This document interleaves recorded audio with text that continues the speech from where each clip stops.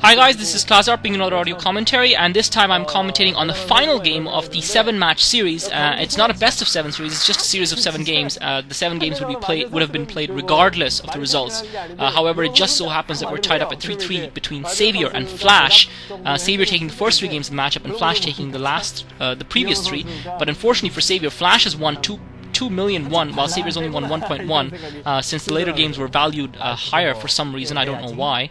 So Flash looks like he's got Savior pretty well sussed out. Savior seems to be really struggling, and Flash seems to be consistently going for the late game win, because he seems to feel that Savior, and I seem to feel it too, that Savior isn't really playing the perfect late game that he's so famous for.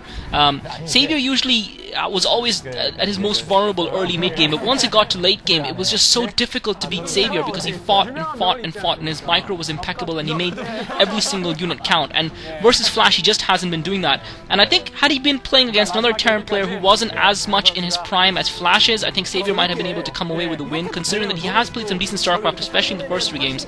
Savior would have been able to take a couple more victories. But I think Flash is too good a player for that. He's just in such startling and sparkling form right now, and I think you guys will enjoy the commentary between him and Bisu. That was a dual commentary done by myself and Diggity yesterday. It should be uploaded probably tonight, I think, on Voilatech's account, so watch out for that. But that was a great game between 2 great players, Protoss versus Terran, so make sure you guys check that out when it's up. But yeah, Flash is just playing some great StarCraft, and he's the player to beat, and I think Savior is just not playing StarCraft at the level he needs to in order to beat him. It looks like Saviour's gone for a 12 hatch here. It looks like he's gone for a fast expand, so for the first time I think in this series we've seen Savior put down that hatchery before the spawning pool, and I think this is indeed the first time we've seen him do that. It'll be interesting to see whether he goes for 3. No, he's putting this he's put the spawning pool down now behind his mineral line. Flash has to see if he got in there. I'm not sure if it got in close enough to see it. I think it probably did, but I'm not 100% sure. But he straight away put on his command center. So he's gone for 1 racks into command center, which is a build that has been fairly successful. It's a fairly safe build for Flash to go for, because it protects him against any sort of rush that Savior might be trying to do. And Savior just trying to slow Flash down by taking one of this. Meanwhile, Savior is being slowed down in his own base, trying to get that expansion down, try to put that 3rd hatchery down, or maybe he was just chasing that SCV around with the drone, try and kill it off. Maybe that's what he was doing. But if he was trying to get that expansion down, it looks like Flash blocked it, and it looks like Savior is now sending that drone back on the minimap, from what I can tell, to build that expansion at his protected naturals. Savior's now taking his protected naturals. Savior's gone for a 3 hatch, but he's put the spawning pool down obviously in the middle. Flash meanwhile has gone for the command center. I think if Savior had put down the hatchery before the spawning pool, he would have probably had a slight advantage in terms of his economy. As it is, he's went hatchery, then pool, then a hatchery, and that hatchery was a little bit slowed down as well by Flash's SCV. So that's obviously going to have a small effect on the game, to say the least. But yeah, Flash seems to be content to play this kind of mid-late game with Savior. He seems to be content to go for a safe-ish build where he's not really vulnerable to the rush, and he's not too worried about Savior playing boldly and audaciously and out-macroing him later on in the game, because Flash feels he's got his number, he's got Savior's number there. He just feels that Savior is just unable to cope with his science vessel use, and Savior has thus far really been unable to cope with Flash's use of science vessels in the last 3 games, and it's only when he had a lead in the first 3 games that he was able to close it out. But anytime the game seems to have started off evenly, Savior now starting to mine from his natural extractor. Anytime we've seen an even sort of game, or a game where Flash has a slight lead, he has come up on top, and he's just playing some stunning StarCraft. So Flash now starting up his academy. I don't think Savior's any Sunkens down yet, but obviously he doesn't need them yet.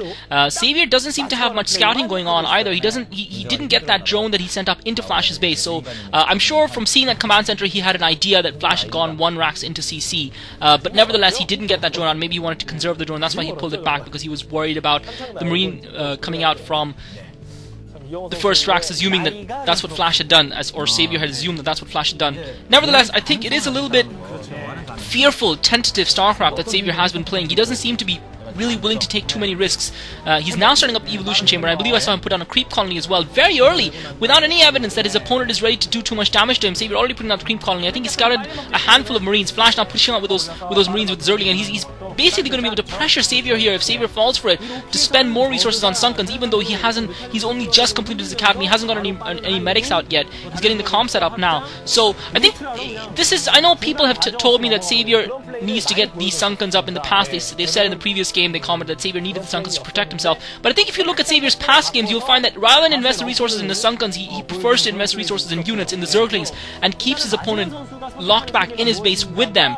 And I think if Xavier had maybe gone for a 3-hatch first rather than the spawning pool, it would have been made more sense for me, to me, that he would have been able to afford the sunkens easier. But because he went for the spawning pool first, obviously his economy is not as robust as it could have been. He's now got that layer up, he's got his Spire morphing in, he's got that evolution chamber researching something, probably I would say weapons upgrades.